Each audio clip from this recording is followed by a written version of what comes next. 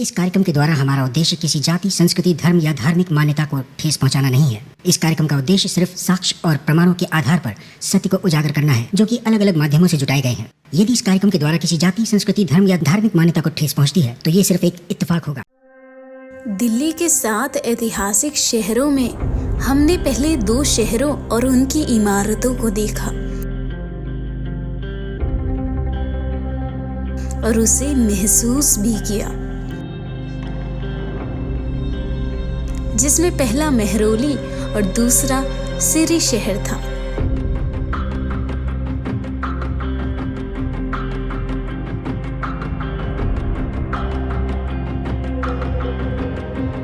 और अब हम आ गए हैं दिल्ली के तीसरे ऐतिहासिक शहर में। इस तीसरे शहर की नींव 1321 में गियासुद्दीन तुगलक ने रखी थी। गुलाम वंश के दौर के बाद खिलजी का दौर आया, जिसने दिल्ली को दूसरा ऐतिहासिक शहर सिरी दिया। उस वक्त तख्ता पलट की कहानी दिल्ली सल्तनत में होना आम सी बात थी। सत्ता और ताकत को अपने अधीन करने के लिए इस दिल्ली में खून की होलियां खेली गई, जिसके प्रमाण यहाँ के किले और इमारतों से मिलती है। दिल्ली में एक ऐसा ही किला है जो तीसरे वंश तुगलक और उस युग की कहानी को बार बार सुनाती है। आइए चलते हैं उस किले में, जिसे आज दिल्ली के तीसरे ऐतिहासिक शहर से जाना जाता है।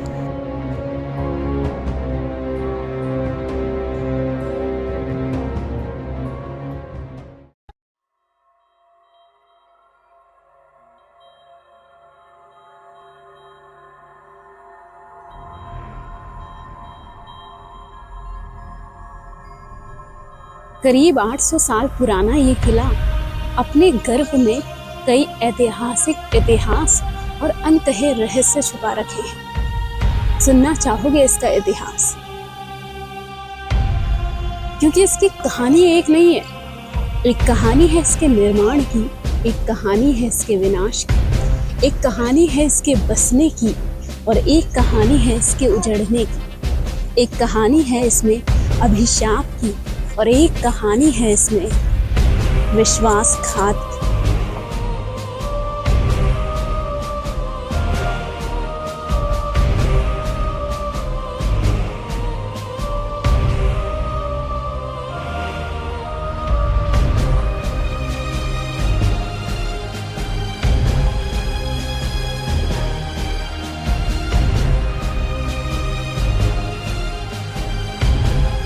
इस किले की कहानी में 2 लोगों का मुख्य पात्र रहा है। एक इसके निर्माण की गाथा बताता है और एक इसके विनाश के आरंभ के किस्से सुनाता है।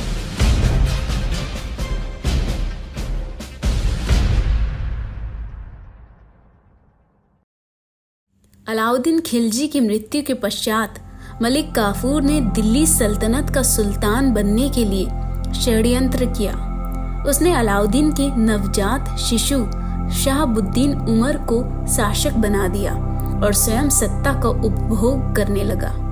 लेकिन काफूर की हत्या कर दी गई और मुबारक खिलजी को शासक बना दिया, जो अलाउद्दीन खिलजी का पुत्र था। खुसरो खान एक हिंदू था जो बाद में मुसलमान बना था, जिसका मुबारक शाह पर काफी प्रभाव था।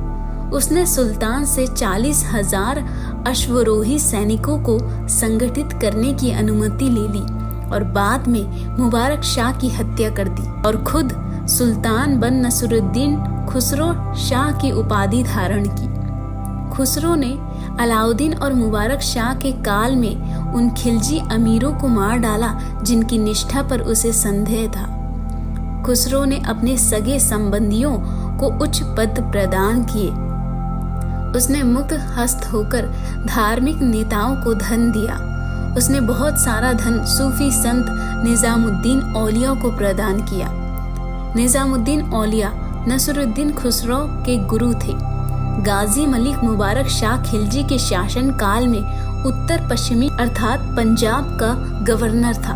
गाजी मलिक और अन्य कुछ अमीरों ने खुसरो द्वारा किए जा रहे अत्याचारों के विरोध विद्रोह कर दिया।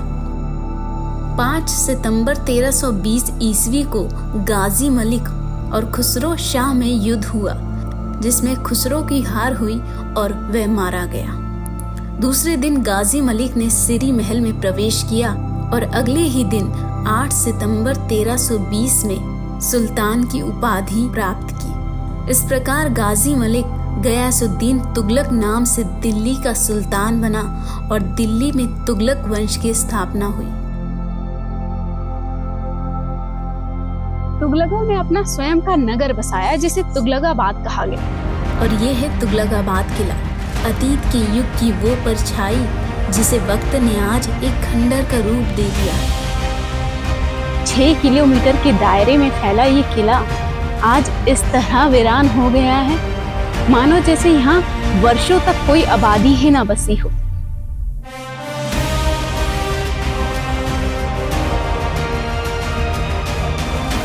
इतने बड़े किले की कहानी को सुनने के लिए आपको धीरज साधना होगा, खुद को इस जगह में बसाना होगा, इसे महसूस करना होगा।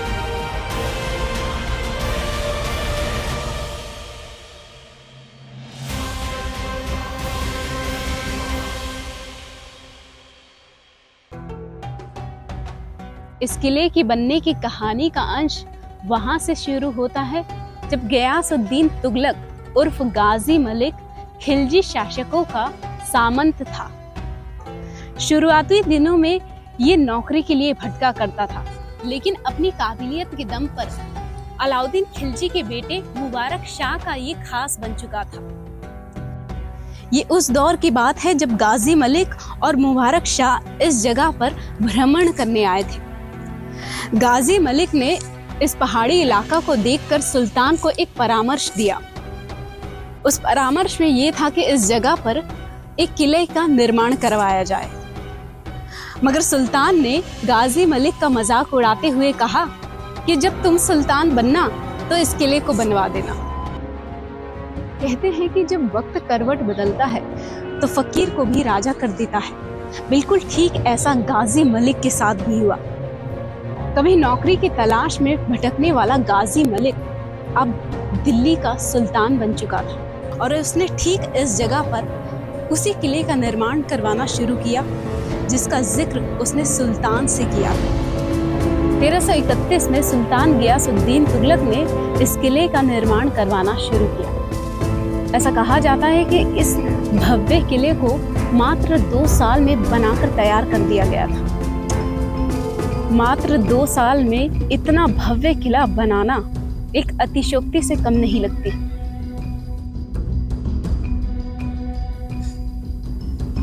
इन किलों की दीवारें मीलों तक फैली हुई है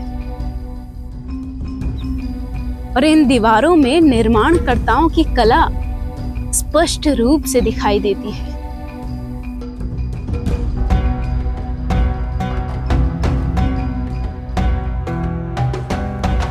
ये किला एक अनियमित अष्टशष्टभुज है और चट्टान के कटे हुए हिस्से पर खड़ा है। किले की दीवारें काफी मोटी है। दक्षिणी दीवारें 40 फीट तक ऊंची है।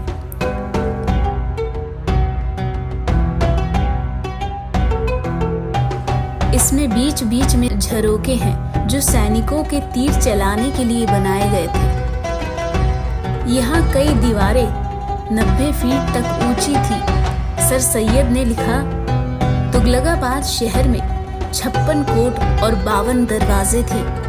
हालांकि किले की वर्तमान स्थिति से इन दरवाजों का पता लगाना बहुत मुश्किल है। सिर्फ 13 दरवाजों की ही जानकारी मिलती है। जिसके ऊपर हम खड़े हैं उसे शेर मंडल या विजय मंडल कहा जाता है। शेर मंडल किले की सबसे ऊंची जगह थी। यहाँ से पूरे शहर का नजारा दिखाई देता था। जब भी तुगलक की सेना किसी युद्ध में विजय होती तो वो यहाँ एकत्रित होकर विजय उत्सव मनाते। कहा जाता है कि यहाँ पर शोक मंडल भी हुआ करता था और जब उनकी सेना हारती थी तो वो अपनी नई योजना बनाने के लिए उसी मंडल पर जाया करते थे। शाही महल ये वो जगह है जहाँ सुल्तान निवास किया करते थे। आज के इस रूप को देखकर कोई कह सकता है कि एक वक्त में इस दिल्ली पर राज करने वाले शासक यहाँ निवास करते थे।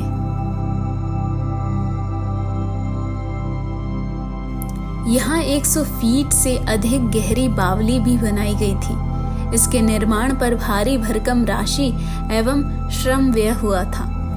ये इतनी गहरी थी कि पूरे शहर को एकमात्र बावली से पानी की आपूर्ति हो सकती थी, लेकिन पानी खारा होने की वजह से इसे उपयोग में नहीं लाया जा सका। किले के पास भी एक झील थी जो सैनिकों के लिए बनाई गई थी। हालांकि अब इसके अवशेष दिखाई नहीं पड़ते। किले में कुल 7 झील और 3 बावलियां थी। वर्तमान में सिर्फ 2 बावली दिखती है। तुगलकाबाद किले की कहानी निजामुद्दीन औलिया के जिक्र के बिना अधूरी है। औलिया लोकप्रिय संत थे जो सुल्तान गियासुद्दीन तुगलक के समकालीन थे। औलिया अमीर और गरीब के बीच किसी तरह का फर्क नहीं करते थे। उनके यहाँ प्रतिदिन सैकड़ों की संख्या में लोग खाना खाते थे। राणा साफी अपनी पुस्तक the forgotten city of Delhi में लिखती हैं कि जब खुसरो खान सुल्तान था तो उसने औलिया का आशीर्वाद पाने की लालसा में उन्हें 5 लाख रुपए दिए थे। संत ने रुपए तो ले लिए, लेकिन दिन ढलने से पहले ही गरीब और जरूरतमंदों में बांट दिए। जब गयासुद्दीन तुगलक गद्दी पर बैठा तो उसने आदेश जारी किया कि पिछले सुल्तान द्वारा लोगों को दी गई धन राशि पदवी वापस करनी पड़ेगी। हजरत निजामुद्दीन औलिया ने जवाब दिया कि उन्होंने पैसा खर्च कर दिया है, लिहाजा लौटाने में असमर्थ है। सुल्तान ये सुनकर नाराज हो गया। इसी समय औलिया ने एक बावली का निर्माण शुरू करवाया। तुगलकाबाद किले का निर्माण भी जोर शोर से हो रहा था। औलिया के प्रति श्रद्धा का ही परिणाम था कि मजदूरों ने पहले बावली बनाने का निर्णय लिया। इस पर सुल्तान काफी नाराज हुआ। सुल्तान ने आदेश दिया कि कहीं किसी तरह का निर्माण नहीं होगा। सभी रिसोर्सेस किले के निर्माण में उपयोग लाए जाएं, लेकिन मजदूरों ने हार नहीं मानी और दिन में किला और रात में बावली निर्माण करने लगे। इस पर सुल्तान ने मिट्टी की तेल की बिक्री पर ही रोक लगा दी। मकसद था कि जब तेल ही नहीं होगा तो रात में लालटेन जल नहीं पाएंगे और अंधेरे में निर्माण का कार्य पूर्ण नहीं हो सकता। इस पर निजामुद्दीन औलिया अपने मुरीद नसरुद्दीन महमूद चिराग देहलवी को करिश्मा दिखाने को कहते हैं और महमूद पानी से दिए जला देते हैं। और इस पूरे विवरण के बाद ऐसा कहा जाता है कि इन औलिया संत ने इस किले को बद्दुआ दे दिया और कहा कि या रहे उज्जर या बसे गुज्जर। इस श्राप के बाद ये किला कभी आबाद नहीं हो पाया। अब इसकी पहचान एक शापित किला से होने लगी थी। कहने वाले तो यहाँ तक भी कहते थे कि इस शहर का पानी जहरीला हो गया था, जिसके कारण यहाँ आबादी कभी बस नहीं पाई।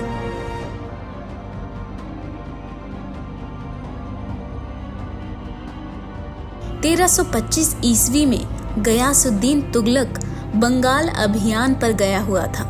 उस वक्त ध्यान की अवस्था में निजामुद्दीन औलिया ने कहा कि अगला सुल्तान महमूद बिन तुगलक होगा और ये खबर जल्द ही सुल्तान तक भी पहुंच गई। सुल्तान ने निजामुद्दीन औलिया को ये खबर भिजवाया कि मेरे आने से पहले दिल्ली को छोड़कर चले जाएं, अन्यथा उनके साथ बहुत बुरा होगा। तब संत ने फारसी में इन शब्दों का उच्चारण किया, हुनूज दिल्ली दूर अस्त, जिसका अर्थ है दिल्ली अभी दूर है। सुल्तान के दिल्ली पहुंचने से पहले ही एक दुर्घटना में उनकी मौत हो जाती है। कहा जाता है कि इस दुर्घटना के पीछे उन्हीं के बेटे महमूद बिन तुगलक का हाथ था। हिंदुस्तान में दुआ और बद्दुआ की कहानी बड़ी तेजी से फैलती है और ये पहला ऐसा किला नहीं है जिसे श्राप दिया गया हो। एक किला और है जिसके श्राप की कहानी बहुत प्रचलित है और जिसे भारत का सबसे डरावना किला घोषित किया गया है।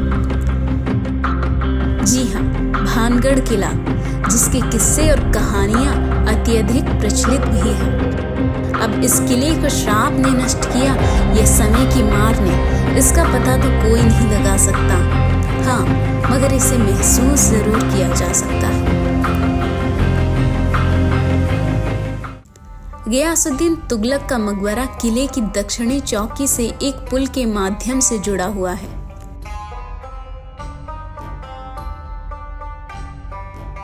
प्राचीन पीपल के पेड़ को पार करने के बाद गियासुद्दीन तुगलक मकबरे परिसर में लाल बलुए पत्थर से बना एक प्रवेश द्वार है। इस मकबरे के भीतर 3 कब्रें हैं, जिसमें एक सम्राट, एक उसके बेटे मोहम्मद बिन तुगलक और उनकी पत्नी का है। लाल बलुए पत्थर और सफेद संगमरमर का उपयोग इस खूबसूरत वास्तुकला को सुशोभित करने के लिए किया गया है।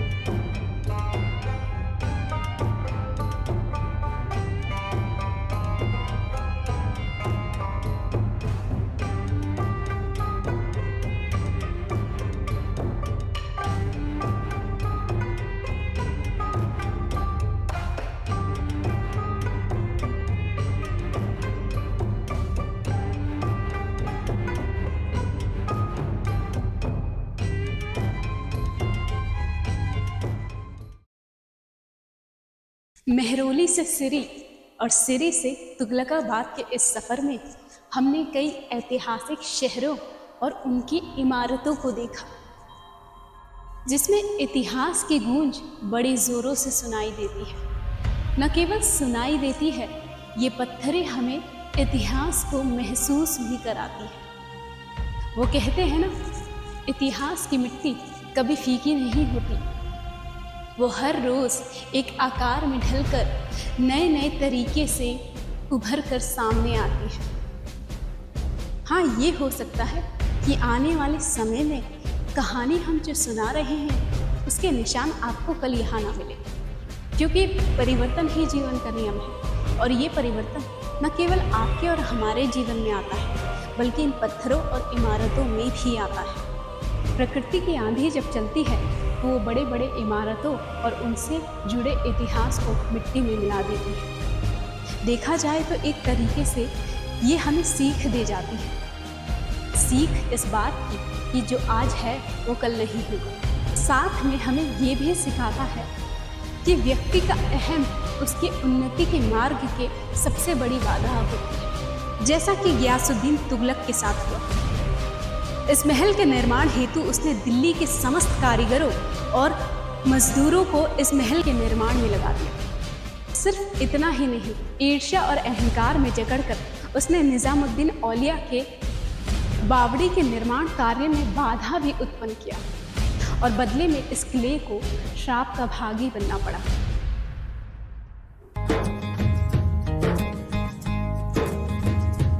अहंकार वो बीज है जो समस्त ज्ञान को नष्ट कर देता है।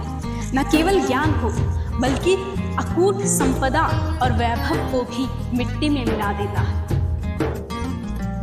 ये खंडर किला अहंकार से लिपटे उस गियासुद्दीन तुगलक की कहानी को दर्शाता है, जिसके वंश ने कभी दिल्ली सल्तनत पर सबसे ज्यादा वर्षों तक शासन किया था।